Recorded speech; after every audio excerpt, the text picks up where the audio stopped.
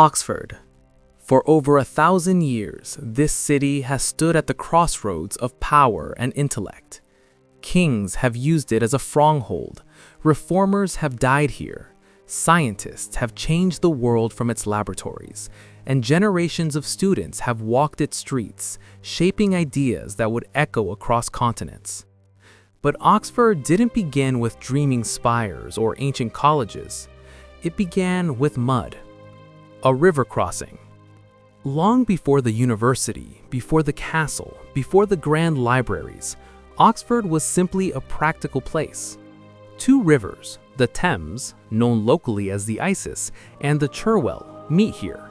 At one shallow crossing point, oxen could be driven safely across the water. That crossing gave the settlement its name, Oxenaforda, the ford of the oxen. Archaeological discoveries show there was even a small Roman presence here nearly 2,000 years ago.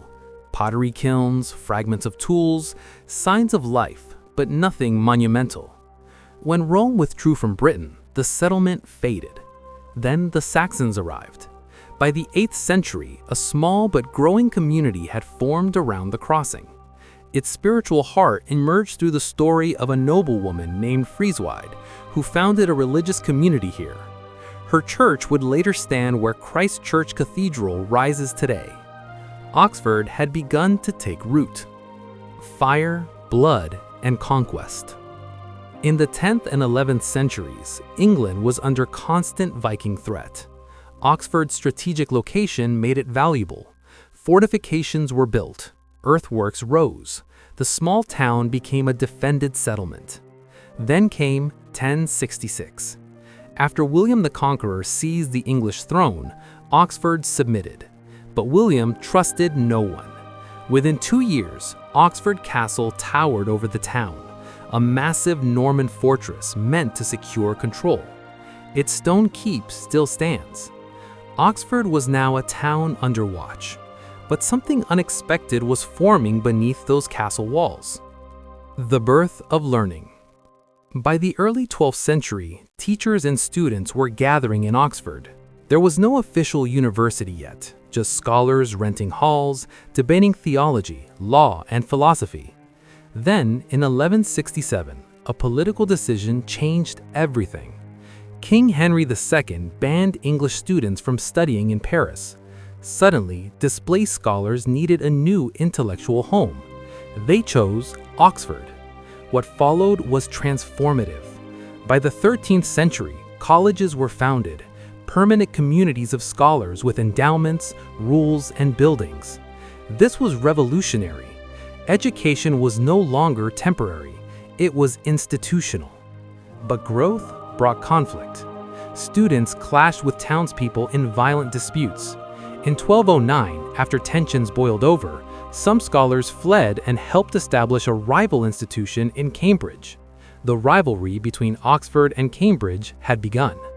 Despite unrest, Oxford flourished. It was no longer just a town. It was becoming a global center of thought. Plague and upheaval. Then came disaster. In 1349, the Black Death swept through Oxford. Entire households vanished.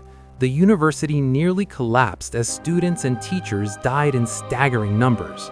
And yet, Oxford survived. But peace did not follow. Religious turmoil shook England in the 16th century. When Henry VIII broke from Rome, Oxford, deeply tied to Catholic tradition, was thrown into uncertainty. Monasteries were dissolved, institutions were dismantled. Under Queen Mary I, Protestant leaders were executed in Oxford for heresy. The city became a stage for religious conflict that defined a nation. Oxford endured. A royal capital. In 1642, England fell into civil war. King Charles I, forced from London, chose Oxford as his capital. Colleges became military headquarters. Soldiers marched through quadrangles once filled with scholars. The city was besieged. When defeat loomed, the king escaped in disguise. Oxford surrendered soon after. Much of its castle was dismantled to prevent future rebellion. But once again, the city rebuilt. By the late 17th and 18th centuries, Oxford entered a new phase, an age of reason and architecture. Grand buildings rose, libraries expanded. Philosophers and scientists refined ideas that would influence the modern world. Oxford was no longer simply medieval, it was evolving. Industry and expansion. The 19th century transformed it again. The Oxford Canal and the arrival of the railway connected it to industrial Britain. Trade increased, population surged, working-class districts expanded beyond the historic center. The university also changed. Religious restrictions slowly disappeared. Scientific study gained respect. And in 1878, the first women's colleges were founded, though full equality would take decades more. Oxford was opening its doors, albeit gradually. Then, at the turn of the 20th century, industry reshaped it once more. A local entrepreneur named William Morris began producing bicycles, then cars. What started as a small operation grew into a major automobile manufacturer. Oxford was now both an academic and industrial city. Two identities, one place. War and innovation. World War I emptied Oxford's colleges as students enlisted. Buildings became hospitals. Thousands served, many never returned. During World War II, factories shifted to wartime production again, but Oxford's contribution went beyond weapons. In university laboratories, scientists developed penicillin into a usable medical treatment, saving countless lives. It was one of the most important medical breakthroughs of the century. At the same time, in Oxford pubs, writers like J.R.R. Tolkien and C.S. Lewis were crafting stories that would redefine modern fantasy literature. Oxford was shaping both science and imagination. Breaking barriers. In 1954, Roger Bannister, a medical student at Oxford, ran the first recorded mile in under 4 minutes. It was thought impossible. He proved otherwise. In 1974, several formerly all-male colleges admitted women. Traditions that had lasted centuries began to fall. The car industry later declined, but Oxford reinvented itself again, emerging as a global hub for research, pharmaceuticals, and technology. In 2020, university researchers helped develop one of the first widely distributed COVID-19 vaccines, placing Oxford at the center of a global health response. From medieval manuscripts to modern medicine, the evolution is extraordinary. Oxford today. Today, Oxford houses around 165,000 people. Its university includes 39 colleges and tens of thousands of students from across the world. It consistently ranks among the best institutions globally.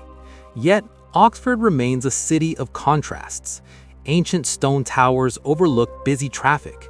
Wealth and hardship exist side by side.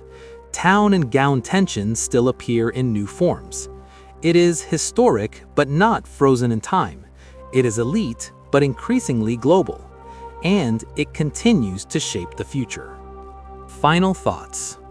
From a muddy river crossing to one of the most influential cities on Earth, Oxford's story is one of survival and reinvention. It has endured invasion, plague, religious conflict, civil war, industrial upheaval, and global crises. Through it all, one thing has remained constant. Oxford is a place where ideas matter. And as long as ideas continue to change the world, Oxford's story isn't finished. If you enjoyed this 10-minute journey through the history of Oxford, consider liking the video and subscribing for more deep dives into the cities that shaped our world. And as always, we'll see you in the past.